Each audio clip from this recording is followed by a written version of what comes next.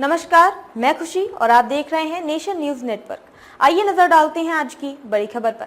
भाजपा की लिस्ट मोदी और राम लहर के नाम पर विश्वास से भरी है पार्टी। 51 में 24 मौजूदा सांसदों को दिया गया टिकट। उत्तर प्रदेश में प्रत्याशियों की पहली सूची में भाजपा ने राम लहर और मोदी की गारंटी के बूते आत्मविश्वास से लबरेज होने का संदेश दिया है।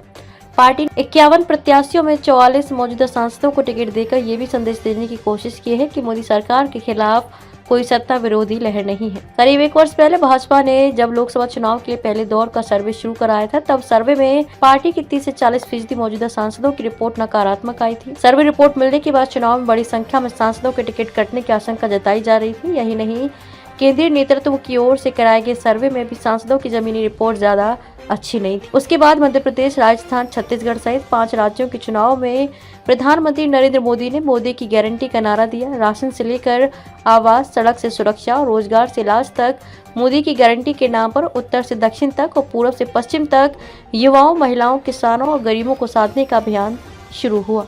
22 जनवरी को अयोध्या में श्री राम जन्मभूमि मंदिर में रामलला की प्राण प्रतिष्ठा से पूरे देश में राम लहर चली। उत्तर प्रदेश में तो खासतौर पर भाजपा के पक्ष में माहौल बनना शुरू हुआ। उधर आरएसएस, भाजपा और संघ के सभी अनुषांगिक संगठनों ने भी इस लहर को चुनाव तक बनाए रखने की योजना पर काम शुरू किया। पार्टी को तीसरे दौर के सर्वे में मोदी की गारंटी और राम लहर का घर घर तक आभास हो गया।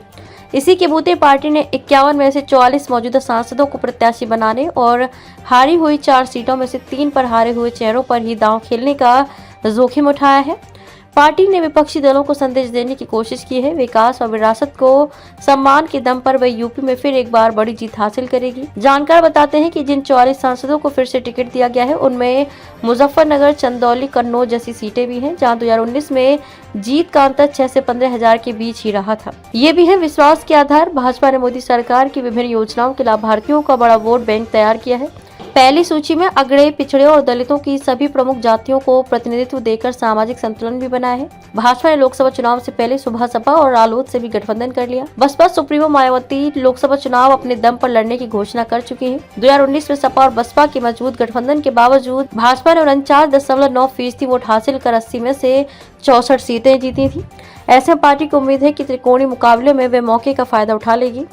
लखीमपुर और गौतम बुद्ध नगर से भी बड़ा संदेश। लखीमपुर खीरी से सांसद और केंद्रीय राज्य मंत्री अजय मिश्र टेनी के स्थानीय किसान संगठन लगातार खिलाफत कर रहे थे। पार्टी ने तमाम विरोध के बाद टेनी को टिकट देकर स्पष्ट कर दिया है कि उनके लिए जिताऊ और काडर सबसे महत्वपूर्ण है। गौतम बुद्ध नगर में मौजूदा सांसद डॉक्टर महेश शर्मा का गत वर्ष त्यागी समाज ने पुरजोर विरोध किया था। पार्टी ने उन्हें लगातार तीसरी बार प्रत्याशी बनाकर न केवल क्लीन चिट दी है, बल्कि सरकार और संगठन की ताकत के बूते मुकाबले का भी संदेश दिया है। खबरों में अब तक के लिए बस इतना ही। फिर होगी आपसे मुलाकात ऐसी ही एक बड़ी खबर के साथ। तब तक के लिए नमस्कार और बने रहिए नेशन न्यूज नेटवर्क पर।